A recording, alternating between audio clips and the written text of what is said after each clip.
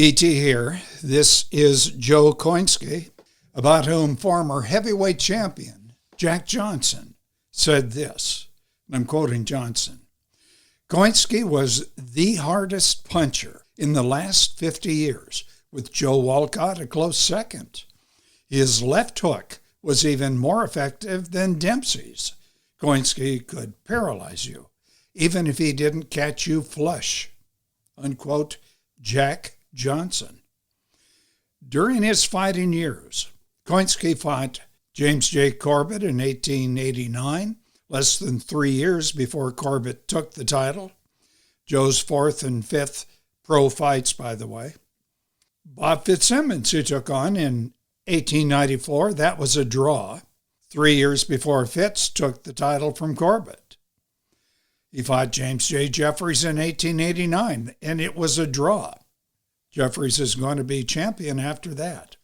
And then, as you know, in 1901, Choynski knocked out Jack Johnson, another future champ, and he drew with Marvin Hart in 1903.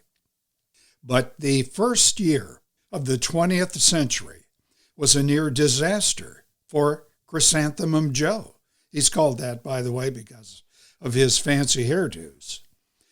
In February of 1900, Choynski, at 163 pounds, was knocked out in the seventh round by 147-pound Joe Walcott, and he was floored, I think, 5 times in the first round. Now, E.T. has covered that. Now, Joe, in that fight, he had serious health issues, in particular his ribs, but not limited to that. And about 2 months after Walcott, on May 8 of 1900, he fought the tough Tom Sharkey. It was in Chicago, way too early in E.T.'s opinion for those ribs to have healed.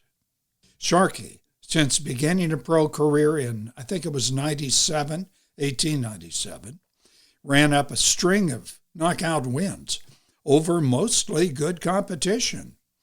He beat former champion James J. Corbett in 98, future champion Bob Fitzsimmons in 96.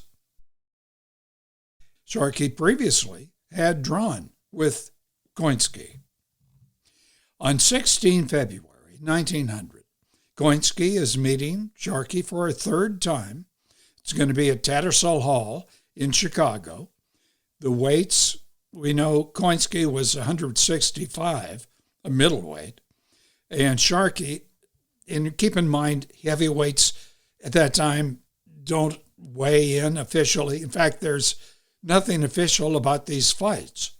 But we know he had, according to the papers, a 20 to 25-pound weight advantage over Joe Choynski. Here's how that fight went. Keep in mind, Joe is nowhere near being 100%. Round 1. It starts with Sharkey in a rush, but he's stopped by a jarring left to his jaw. Then both are trading punches. A left hook puts Choynski down, but he's not hurt. He's up quickly. Sharkey's corner is screaming for him to go to the body. You see, they know how badly damaged Choynski's ribs had been. So a left hook smashes into Joe's body. Joe then dodged a headshot, and he lands a left hook, and then he dances away. He's very good at ringmanship. But Sharkey is smelling blood. He swings away. He's missing most of the time. Choynski then floored Sharkey with a left hook. Sharkey is up. He's charging again. Joe sidesteps and lands a right on Sharkey's jaw. That puts him down again. Now, this is still in the first round. On his feet, Sharkey goes illegal, which he's often done. Pivot punches twice. The second one put Joe down again. One report said, by the way, it was a left to the jaw. It's amazing how different newspapers can see the same fight sitting next to each other at ringside, but see totally different things. Choynski was up again, but he's winded. Both are exchanging punches until the bell. The consensus among those there, talking about the newsmen, goes to Sharkey the first round. mainly for his body shots. Round 2. Pretty much a repeat of the first one until the very end. Choynski, knowing the round is about over, he allows Sharkey to push him into the ropes. Jack catches him with a right to the jaw.